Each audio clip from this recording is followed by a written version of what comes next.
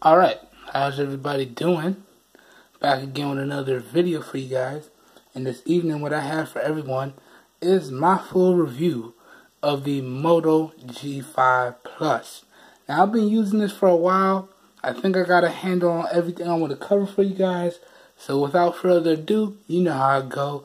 It's full review time. But first, before I jump into the device itself and let y'all know how I feel about it, in my opinion, and whether I recommend you guys pick it up, let's talk about some of the accessories that I picked up for it. Up first, I picked up a tempered glass screen protector. This was all purchased via Amazon, but I picked up this tempered glass screen protector from a company called Lightning Night, and I must say that this was a really good price. Really good price. I believe I paid about $5 for it, and it fits pretty perfectly on the device. And the tempered glass screen protector itself has been really good. Now this is a pack of 2, so there is an extra one in there. So if I ever mess up this one, I have an extra one that I could put on. And by put on, I mean have somebody put on for me, because putting on screen protectors takes me way too long, and it usually doesn't get lined up exactly right. So I just want to send a big thank you out to Big Sis, who helped me put on the screen protector. She put it on really well, and I've had no issues with it. So I would definitely recommend this screen protector because it goes on quite easily if you have the dexterity and the patience to put it on properly. 2 things which I don't have. And also, it comes with a really nice warranty, so if you have any issues, you should be good to go. And as I said, it's a 2-pack, so you come with 2. So if you mess up that first one, you're good to go. Also, I picked up this Dretal case, also via Amazon. And this was about $5. And I gotta tell you guys, this is a really good case. Really good. It's got a nice grippy texture to it. No fingerprints on this guy. And overall, I like the feel of the case in my hands. And I like the fact that it covers up that camera bulge and gives the camera some nice protection, because when it's in the case, the camera itself is not actually hitting any surfaces. So all in all, I have to say that this is a really solid case. And again, picked this up for $5 on Amazon as well. And a big thank you to Jay Will, because it's only through watching his video that I came across this case. And this really is a nice little solid pickup. If you're looking for a nice case to protect your device and you're not trying to spend a whole bunch of money, and you have a Moto G5 Plus, then you definitely want to pick this up. Now this is a 2-piece, but I didn't really separate it. It just drops in, no problem. So let me just show you real quick. You just pop the device in, and it drops in no problem. You don't even really need to separate it. And you still have access to all of your stuff here. So you got cutouts for your micro USB charging port, your headphones, all that good stuff is there. And as you can see, now instead of being exposed to the surfaces, that camera bump is nice and protected there. So when I put it flat down on any surface, it's not actually touching the camera. And again, it makes the device itself have a nice grippy texture to it inside this case. And all of my buttons still work. Everything's still nice and tactile. Volume still works. Fingerprint scanner, no problem, especially with the tempered glass on here. Everything still works, no problems, so that's nice. So all in all, I have to say that this combination, the $5 Dretal case and the $5 Lightning Night tempered glass screen protector for the Moto G5 Plus. These are definite pickups for maximum protection, also at a great value. So I could easily recommend this case and this screen protector. So just wanted to cover that real quick before we move on to talking about the device. Let me rest these off camera here. Alright, now let me show you how easily this is to pop out. Just that quick. No muss, no fuss. And we out the case. And really, that's really important to me because as you guys know, if you check out some of my other videos, I am handicapped, and so sometimes the dexterity and certain things that I have to do, it becomes a struggle. So I like to pick up something that's going to make my life as easy as possible. So the fact that that case goes on and off, no problems, that's really nice. And the fact that I got it at such a good price, you really can't say no to that. So now, let me rest this case over here. Let's talk about the build quality and overall design of the Moto G5 Plus. Now, I want to apologize because my lighting in here is not the best. So, but we're going to keep it moving. It is what it is. So now, talking about the overall build quality and the design of the Moto G5 Plus, I have to say that from a build quality standpoint, Motorola, now Lenovo, did a great job. There's no rattling or creaking of any kind, and all of the buttons have a nice tactile feedback and are very clicky. Oh, accidentally launched the camera there. Sorry, guys. Guess y'all see that shortcut does work. And yeah, so there's no rattling or creaking of any kind, and it actually feels very good in hand. So from a build quality standpoint, I have to say that it's really good. Now, there was one thing that I did not like about the build quality, or two things I want to say, and that's number one, they got rid of the Motorola dimple, so now it's kind of like a stickered on afterthought, and it actually feels kind of cheap there. And number two, that they got rid of that nice textured material from the G4 Plus, so now it's actually very slippery in the hands. Now I understand that's due to the metal back here. Now it still has the plastic up at the top and the bottom to help with reception, and it looks very good, don't get me wrong, but it's a very slippery device. Very slippery indeed. So yeah, that is a problem for me because you know your boy is very clumsy, but again, I'm good to go because I picked up a very grippy case and I have a tempered glass screen protector on here. So in terms of drops and overall protection, I'm fully covered. But the fact that the phone itself loses some gripability and actually becomes very slippery, that in my book means that the build quality takes a hit there. But other than that, the overall build quality and overall design of the device is very good. Now, let's keep it moving. Up next thing I want to talk about with you guys is the display on this guy. Now, up front, dead center here, you have a 5.2-inch IPS LCD 1080p display. And I gotta tell you guys that this display is really good. And I had no issues with the display, no issues whatsoever. Now, for those of you who want to know the actual numbers, you can see it right there. Now, the CPU-Z app has some mistakes. It actually says 5.46, so that will make it 5.5 inches, but it's not. It's actually 5.2 inches.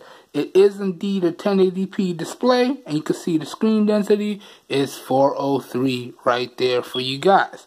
But putting all the numbers aside, in terms of day-to-day usage and the display as a whole, I would have to say it is a very good display, and I had no issues using it in day-to-day usage. No issues with the brightness. This is actually where I kept it the whole time during the review, and it was actually very, very easy to see outdoors. So I had no issues with it. But that being said, if you do want to crank up the brightness, it does indeed get very bright. So if you're the type of person that needs to max your device out so you can see it, or you're having some trouble seeing it in direct sunlight, it does get very, very bright. So if you want to max it out, you shouldn't have any issues with the display in direct sunlight. Ugh, that kind of hurts my eyes. Let me dial that back down. Okay, but that being said, overall, as I said, in day-to-day usage, in terms of display, there was no issues with the display, and the display itself is actually very, very good. Very, very good indeed. Now, let's keep it moving. Next thing I want to talk about with you guys is the overall hardware and software in this guy.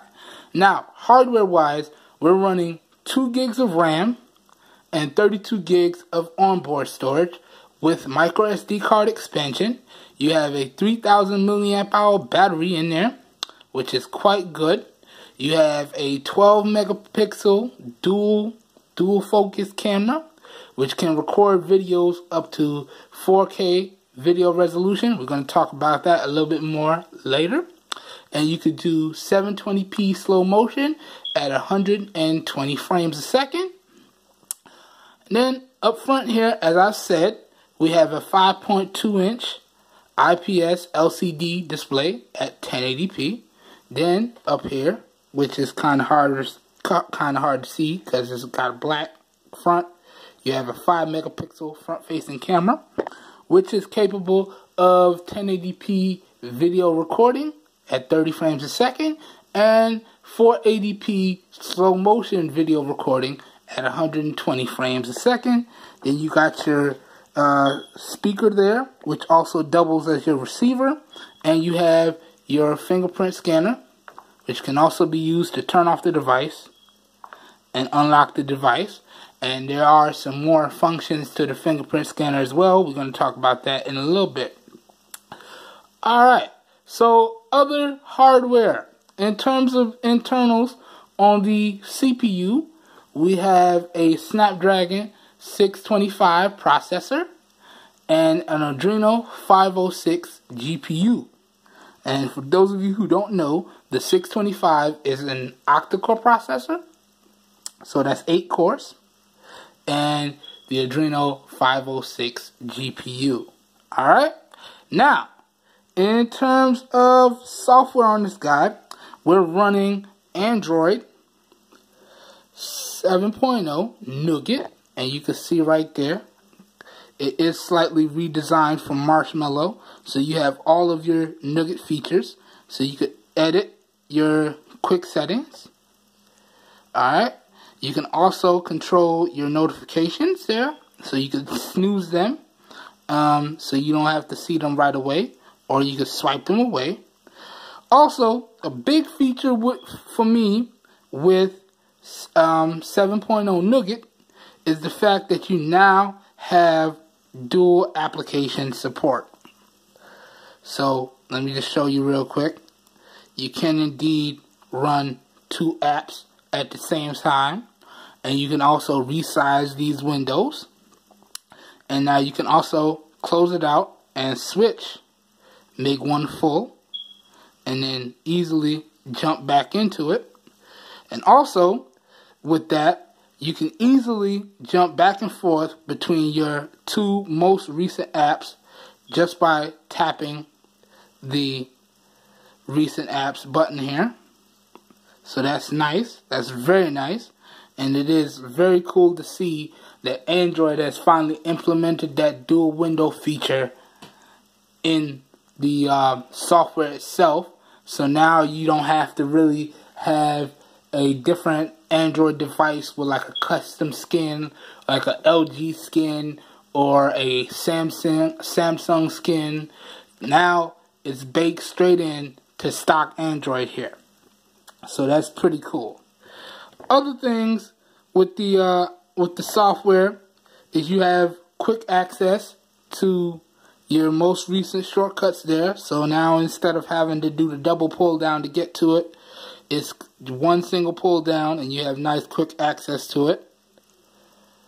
And long press again takes you straight into it, so that's pretty cool. And again, I did tell you that that quick settings is fully customizable there, so that's pretty cool as well. Diving deeper into the settings here, you can see that they've redesigned the settings itself to display a little bit more information up front, so you have to do less diving in between menus here. So you can see I know what Wi-Fi I'm connected to. I can see whether my Bluetooth is on or off and what devices are connected. I got quick glanceable access to how much data usage I use, and you can go in and change that. You got quick access to know if your adaptive brightness is turned on and off. You can see your notifications. You can see what your volume is at. You know right at a glance how many apps you have installed, how much free space you have, how much battery percentage you have left. All that good stuff is in here, and it's all without having to jump into any additional submenus. But you can still jump into those submenus if you need to. So if you want to go into your data and you can set your limits for your data and things like that, you can do that. You want to jump into your display, control your screen timeout, you know, change the vividness of your display. You can also do that. Out of the box, it came in vivid. I switched it to standard because I like that more standard look of it. Vivid just kind of dials up the colors. It makes it look a little bit cooler in my opinion. Standard makes it look more the way it's supposed to be. And again, keep in mind this is in my opinion. Then also when you dive into the display settings, you can control your font size. So you can, this is fully adjustable. So you can see just how big or small you want the text to be. Now y'all already know I try to keep my text as small as possible to cram as much information onto the display as possible. Then you can also control your display size as well. And so you can make this as big or as small as you need to, which is nice. So again, in terms of the display, I try to keep it as small as possible to try and cram in as much information as possible on the display. Then you got your screen rotation, which you can also access from your quick settings there. And then you pretty much have your standard stuff. You got your memory, you got your users, you got your security controls, which is also where you can get access to your fingerprint sensor. So that's that. And again, guys, as I said in the unboxing, this is an Amazon device. So all of your Amazon stuff comes preloaded. And you see, if I lock the screen and unlock it, you have your Amazon ad there. And you saw earlier that you get your full-size ad as well. And really the only downside to having those Amazon ads is that instead of pressing the fingerprint scanner once to take you straight in, now it's a quick 2 times. Or you can do it this way, press the power button and then just drop your finger on there. It's in there real quick. So it just adds an extra step. But to me, that's not a problem considering the price that I was able to pick this device up at. I'm willing to take that sacrifice and have those lock screen ads. But other than that, it's a pretty stock experience of Android 7.0. So, not bad at all. Now, jumping in, let's talk about some of the glitches, stutters, and crashes in here as we continue to move on. Really, overall, it's been a very fluid and enjoyable user experience. Now, I did have some issues when I was trying to record 4K footage where first the camera crashed and then it kept freezing and then it restarted the device. Now that happened 3 times. After that, the cameras ran smoothly and I didn't have any issue. Another issue I have is pretty much the standard affair. With a bunch of apps open, you will get that occasional app slowdown if you got a bunch of apps open. But other than that, it's been a very fluid and smooth user experience. Oh, another issue that I had is that the focusing in the camera, although it registered as focused, I found that after the shots, some of them were still kind of out of focus.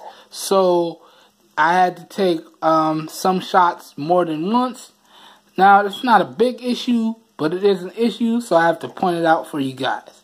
But other than that, I had no other real glitches, stutters, or crashes. So it is what it is. Up next, I just want to point out some quick features here for you guys. And I think Motorola, now owned by Lenovo, did a great job with this one. Because not only did they keep it nice, stock, and light, but they also incorporated some nice features that I think are pretty much as add-ons to the device. So let me just show you. If we jump into the Moto app and we go into the actions, you have your one-button nav. And really what this does is, it gives you the ability to get rid of the on-screen keys and use the fingerprint scanner to navigate through the device. So by default, swipe left will take you back, and a swipe right will open up the recent apps. Alright, then you tap to go home. You tap longer to turn the device off. Turn it back on. Just hold it a little bit longer to access your Google Now, or your Google Assistant, my bad, I said Google Now. And pretty much, this is pretty cool. Now, I've used the device for about 2 weeks, and I can actually say that I don't really have a preference whether I use the fingerprint scanner to navigate or use the on-screen keys. Can't even talk, guys. Sorry. So I use the one-button nav for about a week, and then I use the on-screen keys for about a week as well. And really, I don't have a preference. Now, I think I'm gonna have to stick with the on-screen keys because, let's say, if I get rid of this device down the line, if I'm used to the one-button nav and I switch to a device that doesn't have that, like my Moto X Pure Edition, for example, or my Note 3, then I'm gonna have to get used to it all over again. So I figured I'm just gonna save myself the struggles and just stick with the on-screen keys. Other than that, you have your chop gesture for the flashlight. Quick chop gets you in the flashlight. Quick chop turns it off. You have your twist to activate the camera. Another twist again will take you to the front. How you doing, guys? What's up? Alright. On top of that, you also have a double press of the power button. Gets you also into the camera. So that's real nice. Now you could turn that off in the settings. As well as the fact that you still have your traditional Android shortcuts here. So you got your shortcut to your Google Assistant or the camera right there, as you can see. So you got a bunch of little nice features in here, and I think Motorola Lenovo did a pretty good job. And you also have the shrink the screen gesture. I think I have it turned off right now, so you just swipe up on the screen to shrink it, and then also you touch anywhere in the blank space to get back to full screen. Now, I don't really know why they included that because the device itself as a whole is pretty one-handable. But I guess if you have small or below average size hands, you may want a smaller screen. So it's nice that they included that. And then they had the flip over to put into Do Not Disturb. And I actually use that. That's actually pretty good. And you got the raise to stop ringing and answer. so that's also pretty good. So all in all, I think Motorola added some nice features to the device as a whole. Now, none of these are gimmicky. I do believe they add some extra useful functionality, so that's actually pretty nice indeed. Moving on, now let's talk about the fingerprint scanner before we move on to the next section. And all in all, I have to say that the fingerprint scanner works almost flawlessly, and I've had no issues. And y'all know that's very important for me, because I also use my fingerprint scanner to log in to some of my more important apps, like my banking app or my T-Mobile app. You know, just my important apps. This way, I don't have to waste time remembering my password or anything like that. I just program my finger and boom, we in. And y'all know on a few of the other devices that I reviewed, some of those devices had issues with that. So it's nice to see that not only does the fingerprint scanner work perfectly to get you into your device, but it also works perfectly with any of those apps that would take advantage of that. So apps like, again, my banking app, maybe PayPal, anything that has that in the settings, or when you launch it, notifies you that you can register a fingerprint to get in there, it's going to work, and it's going to work without issues. So that's pretty cool. Now, one downside to that, however, is this is just a fingerprint scanner. Now, you can't program the fingerprint scanner to launch different apps similar to what I did on the Z Max Pro. You can't do that on this one. Although you can use the fingerprint scanner as the one-button nav. So, you get a nice quality fingerprint scanner here that's fast, that works pretty much every time, but you don't have that ability to launch apps with different fingerprints. So, it is what it is. So, that pretty much covers all of the features and the hardware and the software of this device here. Let's keep it moving. Up next, the next thing I want to talk about with you guys is the Wi-Fi in this guy. Now, in terms of Wi-Fi, this guy has Wi-Fi 802.11 BGNN, so there's no AC on this guy. It is what it is. So all that really means is you don't have access to your 2.4 gigahertz and your 5 gigahertz. Or, my mistake, guys. This does indeed have dual band. Okay, but I have my 5 gigahertz band deactivated. My mistake. I mess up sometimes. I apologize. So this does have dual band. This does not have AC, however, but it does have dual band. So you can take advantage of your 2.4 gigahertz band and your 5 gigahertz band.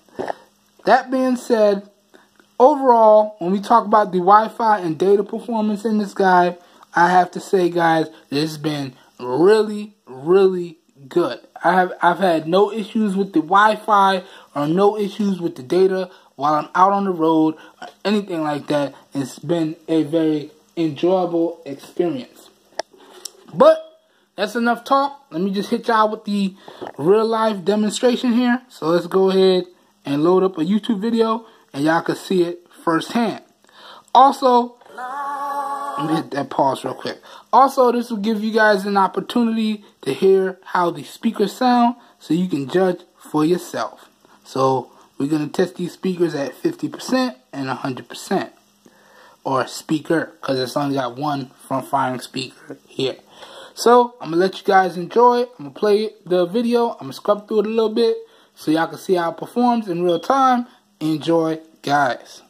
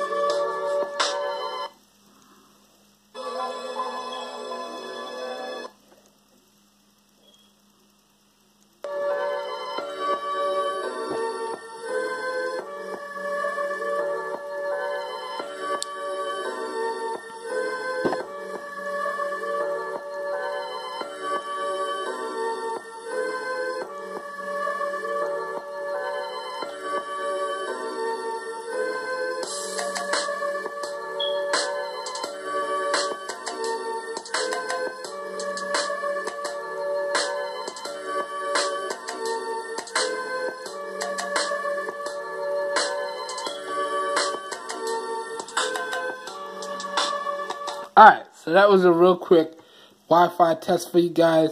And you can also hear how the speakers sound. Now, that being said, in terms of the speakers, or speaker, sorry, I keep getting it mixed up. I have to say that overall, the one front-firing speaker is good. Now, it does have its shortcomings because in terms of bass, there's not really too much bass in there. So, but other than that, it's very loud, crisp, and clear. Now, it could be better, but overall, it's good for what it is. So, just had to point that out. Up next, let's talk about the bands and LTE support in this guy. And pretty much, guys, this Moto G5 Plus will work on any carrier in the United States and any GSM carriers internationally or overseas. So it'll work on everybody. And when I say everybody, I mean Sprint, Verizon, T-Mobile, AT&T, and any of their MVNOs. So Metro PCS, Cricket, Virgin Mobile, anybody.